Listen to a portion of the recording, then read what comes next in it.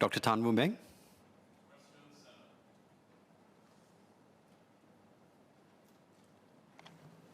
Deputy Speaker, MOH does not track the number of appeals made by Integrated Shield Plan IP policyholders against an insurer's interpretation of definition of medical terminologies.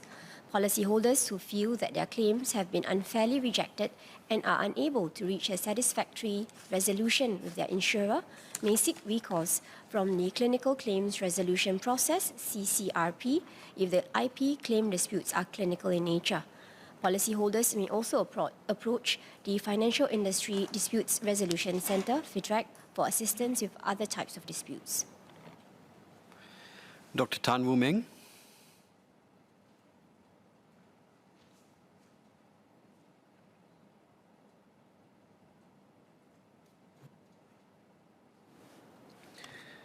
I thank SPS for her answer. I declare that I'm a medical doctor at a public hospital.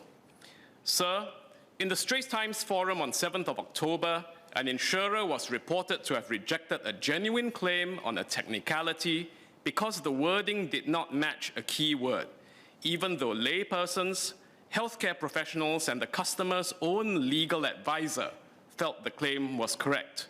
The company eventually admitted the claim. I've met Clementi residents and fellow Singaporeans facing similar difficulties.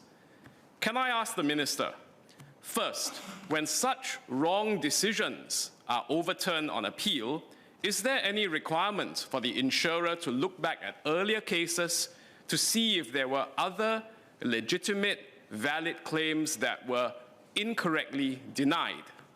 Second, I've met fellow Singaporeans whose IP insurers said the hospital bill needed particular words or phrases in order for a genuine claim to be allowed.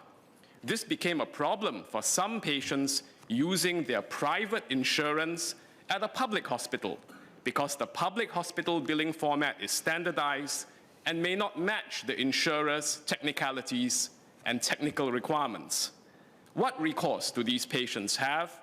And would MOH be willing to look at this further to see if these are isolated cases or reflect a more systemic concern?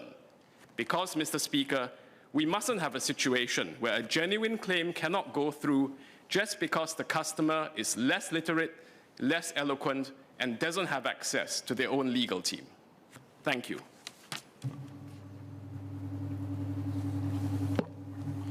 I thank member for the question. I think these are legitimate concerns, especially if it involves laypersons who may not have access to legal advice on the matter. Actually, MOH and the Monetary Authority of Singapore, MES, work very closely in exercising regulatory oversight over the IP insurers.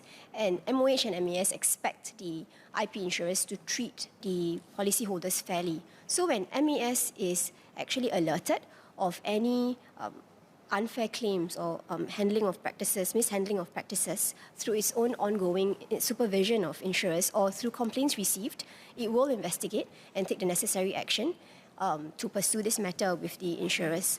And part of it is to also ask the insurers to review past cases and compensate the policyholder when necessary.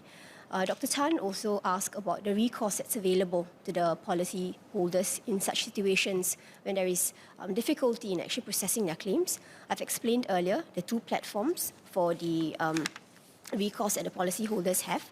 One, it is the clinical claims resolution process if the IP claim disputes are clinical in nature. The other one is through FIDRAC, where it includes other types of disputes. FIDRAC is actually an independent institution and it's set up specifically to handle disputes involving all types of retail, financial products and services. So they are actually best placed to deal with this situation. It also provides mediation and adjudication services. So this is actually something very helpful to the policyholders. There is also CCRP, as I mentioned earlier, which is actually administered by the Academy of Medicine Singapore, and it also helps to deal specifically when there are issues relating to clinical matters pursuant to the IP plans. But at the end of the day, I think the first step is really to go back to the insurers and see how it can be resolved, because actually each IP provider would have their own dispute resolution process. And if there is indeed some difficulty and unfairness, they can go through these two dispute resolution processes Alternatively, if Dr. Tan is actually aware of any of these specific cases, please refer it to us. On his point about whether we'll be looking into this, if there are specific cases that can be referred to MOH, we will definitely take a look and see how we can improve the processes better to facilitate the claims made by policyholders.